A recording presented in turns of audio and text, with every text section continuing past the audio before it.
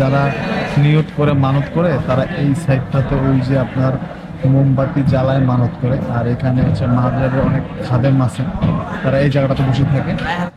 এই যে দেখতেছেন এটা হচ্ছে মাজার প্রাঙ্গণ, আর এই সাইডটা হচ্ছে মূলত মসজিদের অংশ। আর আপনারা আমার সামনে যে দেখতেছেন উপরে আল্লাহ লেখা মিনার, এটা মূলত হচ্ছে মসজিদ প্রাঙ্গণ। এই জায়গাটা হচ্ছে মহিলাদের জন্য নির্ধারিত, মহিলারা নামাজ পড়ে মূলত। আর এই যে জায়গাটা, এখানে এই মাজারে যত মানুষজন আসে তাদের খাওয়া দাওয়ার কাজটা এখানে করা হয়। আর আমার সামনে যে ঘরটা আছে ওটা আসলে এক্স্যাক্টলি কি আমি জানি না, কিন্তু কিছুদিন আগে আমি একবার আসছিলাম, ওখানে মহিলা মানুষজন নামাজ পড়তো। ঘুরেন, এখানে অনেক অদ্ভুত অদ্ভুত মানুষের দেখা পাবেন। মানে অদ্ভুত বলতে আসলে অনেক প্রকৃতির পাগল আছে। এই যে পাগল আছে যারা বছরের পর বছর এই মাজার প্রাঙ্গণেই থাকে, তারা অন্য কোনো জায়গায় যায় না। মাজার প্রাঙ্গণটা হচ্ছে মূলত এই সিঁড়ি দিয়ে উপরে যেতে হবে। ওই জায়গাটাতে ভিডিও করা সম্পূর্ণ নিষেধ, আমি ভিডিও করতে পারি নাই। আমি এর আগেও শাহজালাল রাদিয়াল্লাহু তাআলা মাজার নিয়ে 2টা ভিডিও বানিয়েছিলাম, কিন্তু কোনোটা তো এই সিঁড়ি দিয়ে উপরে উঠতে হয় আসলে মেন মাজারের দিকে যাইতে চাইলে। এই মাজার শরীফের একটা হিস্ট্রি আছে, নিয়ম আছে মূলত, যে আপনি যে জায়গা দিয়ে প্রবেশ করবেন ওই গেট দিয়ে বের হওয়া যায় না, মানে অন্য গেট দিয়ে আপনাকে বের হইতে হয়। আপনি ওই গেট দিয়ে আসতে পারেন, ওই মানে প্রত্যেকটা গেটের দুইটা দ্বার থাকে, একটা দিয়ে প্রবেশ করা যায় আর একটা দিয়ে বের হইতে হয়। তো ওখানে বেশ কয়েকটা গেট আছে, আমরা পিছন গেট দিয়ে আসছি মূলত। এই যে দেখতেছেন এটা হচ্ছে মাজার প্রাঙ্গণ, আর এই সাইডটা হচ্ছে মূলত মসজিদের অংশ। আর আপনারা আমার সামনে যে দেখতেছেন উপরে আল্লাহ লেখা মিনার, এটা মূলত হচ্ছে মসজিদ প্রাঙ্গণ। আর আমার সামনে যে ঘরটা আছে ওটা আসলে এক্স্যাক্টলি কি আমি জানি না, কিন্তু কিছুদিন আগে আমি একবার আসছিলাম, ওখানে মহিলা মানুষজন নামাজ পড়তো। কিন্তু এই জায়গাটাতে মহিলা মানুষের 2টা নামাজের ব্যবস্থা আছে।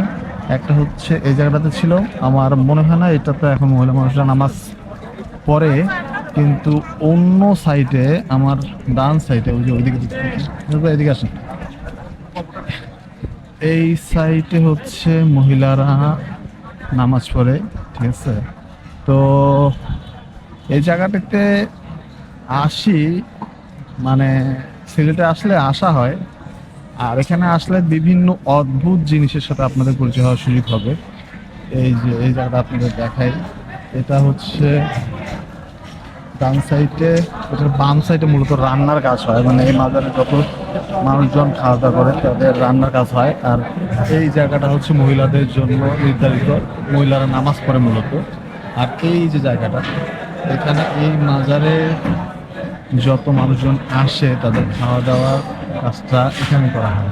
আর এই সাইডটা আপনাদের একটু দেখাই, এই সাইডটা হচ্ছে যারা নিয়ত করে মানত করে তারা এই সাইডটাতে ওই যে আপনার মোমবাতি জ্বালায় মানত করে। আর এখানে হচ্ছে মাজারের অনেক খাদেম আছে, তারা এই জায়গাটাতে বসে থাকে। তো এই মাজার প্রাঙ্গণে যদি আপনারা একটু সময় ঘুরেন, এখানে অনেক অদ্ভুত অদ্ভুত মানুষের দেখা পাবেন। মানে অদ্ভুত বলতে আসলে অনেক প্রকৃতির পাগল আছে। এই যে পাগল আছে যারা বছরের পর বছর এই মাজার প্রাঙ্গণেই থাকে, তারা অন্য কোনো জায়গায় যায় না। তো অনেক অদ্ভুত কার্যক্রম হয় আসলে এই মাজারে।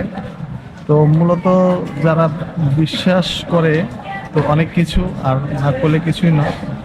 তো প্রত্যেকটা মানুষের একটা বিশ্বাসের জায়গা আছে। তো সেই জায়গা থেকেই যারা এখানে আসে, এসে মানত টানত করে যে যার মতন। আবার অনেকে আছে দান করে। এই যে ওটা পাশে হচ্ছে দরগা অফিস। আর মাজার প্রাঙ্গণটা হচ্ছে মূলত এই সিঁড়ি দিয়ে উপরে যেতে হবে। ওই জায়গাটাতে ভিডিও করা সম্পূর্ণ নিষেধ, আমি ভিডিও করতে পারি নাই। আমি এর আগেও শাহজালাল রাদিয়াল্লাহু তাআলা মাজার নিয়ে 2টা ভিডিও বানিয়েছিলাম, কিন্তু কোনোটা তো এই সিঁড়ি দিয়ে উপরে উঠতে হয় আসলে মেন মাজারের দিকে যাইতে চাইলে। মিনাজ ভাই, হ্যাঁ হ্যাঁ, ওই সিঁড়ি দিয়ে উপরে উঠে তারপরে যাইতে হয়, ওই জায়গায় ভিডিও করা নিষেধ, বুঝছেন? তো আপনি যাবেন, চলেন তাহলে আমরা যাই। আর আসেন, আপনাকে ওই জায়গায় যাওয়ার আগে আর একটা জিনিস দেখাই। এই মাজারের যে অদ্ভুত একটা পুকুর আছে সেটা জানেন? মানে কথিত আছে যে এই মাজারের এই পুকুরের মাছগুলোকে অনেকে জিনের সাথে তুলনা করে, যে এই পুকুরে মাছ খেলে মানুষ বাঁচে না। চলুন আপনাকে ওই পুকুরটা দেখাই। এই পুকুরটা ঠিক আমাদের সামনেই আছে। আমরা এখন যেই সাইডটাতে আসছি মূলত এই সাইডটাই হচ্ছে এই মাজারের অন্যতম আকর্ষণ। মূলত এই মাজারের পুকুরে শত বছরের পুরনো মাছ আছে। আর দিনের বেলা আসলে মাছগুলা প্রত্যেকটা মাছ দিনের বেলা আসলে কিন্তু প্রত্যেকটা মাছ দেখা যায়, বুঝছেন। রাতের বেলা তো আর এখন বৃষ্টি হচ্ছে, পানি প্রচুর কালো, কোনো মাছ দেখা যাচ্ছে না, কিন্তু এত বিশাল বিশাল সাইজের মাছ আছে যেটা দিনের বেলা দেখা যায়। আপনি একটু মোবাইলে লাইট জ্বালান, দেখবেন মাছ দেখতে পাবেন, অনেক বড় বড় মাছ দেখতে পাবেন। পুকুরটা খুব বেশি বড় না, কিন্তু এখানে যারা আসে, দর্শনার্থীরা যারা আসে, তারা একবারের জন্য হলেও এই পুকুরটাতে আসে, দেখেন। আর এখানকার মানে এই পুকুরটা নিয়ে অনেক কথা প্রচলিত আছে। সবাই বলে যে এই পুকুরের মাছগুলোকে জিনের সাথে আধ্যাত্মিক মাছ হিসেবে আর কি তুলনা করা হয়, যে আপনারা যদি এই মাছ খান তো মানুষ নাকি বাঁচে না। যাই হোক, এটা কতটুকু সত্য জানি না, তো মানুষ বলে আর কি। আমরা আসলে এই মাজারের পুকুরে আসছিলাম মাছ দেখতে, কিন্তু যেহেতু রাতের বেলা আর আজকে বৃষ্টি হয়েছে সারাদিনে, মানে পুকুরের পানি একেবারে অন্ধকার, তাই চেষ্টা করার পরেও আসলে মাছ দেখা যায় নাই। আর এই মাজারের এই সাইডটা হচ্ছে মূলত উঁচু খানা, দেখেন সবাই উঁচু করতেছে। এই এই সাইডটাতে উঁচু করে মূলত নামাজ পড়তে হয়, ভিতরে যেতে হয়। আর বৃষ্টি থাকার কারণে আসলে মাজার প্রাঙ্গণে এখন মানে যত সব পাগল থাকে তারা এখন নাই, তারা রুমের ভিতরে ভিতরে চলে গেছে এবং বিল্ডিং এর সাইডে সাইডে চলে গেছে। এই হচ্ছে মাজার প্রাঙ্গণ, আমরা মাজার প্রাঙ্গণের একবার উপরে চলে আসছি। এটা হচ্ছে মসজিদ, মসজিদে নামাজ হচ্ছে।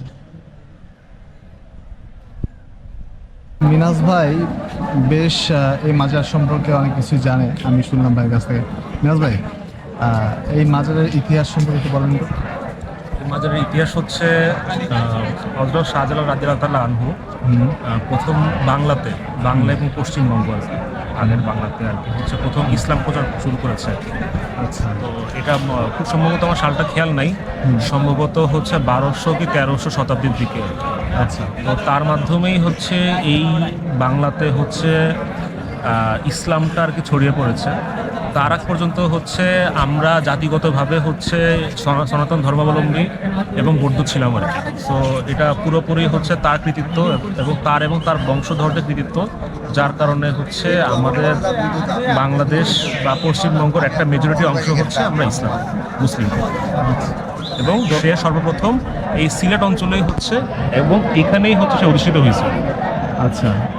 এরপর থেকে তার সেই ধর্মপ্রচারটা সারা বাংলাদেশে তার বংশধরদের মাধ্যমে ছড়িয়ে দিয়েছে।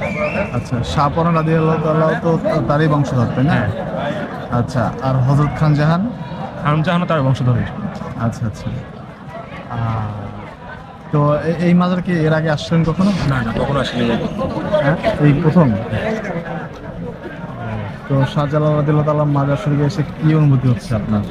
খুবই ভালো লাগতেছে, মানে আত্মাটাকে মনে হয় একদম মানে পুরোপুরি মনে হয় পিউরিফাইড মনে হচ্ছে আর কি, এরকম। আসলে নিজের চোখে ওনার দরগা শরীফ দেখা হ্যাঁ, ব্যাপার। হ্যাঁ, ওটা দেখি আর কি অভিভূত হলাম। আর এই যে মাজার প্রাঙ্গণে অদ্ভুত অদ্ভুত লোক দেখতেছেন, আজেবাজে মানুষ, তার সম্পর্কে কিছু বলেন।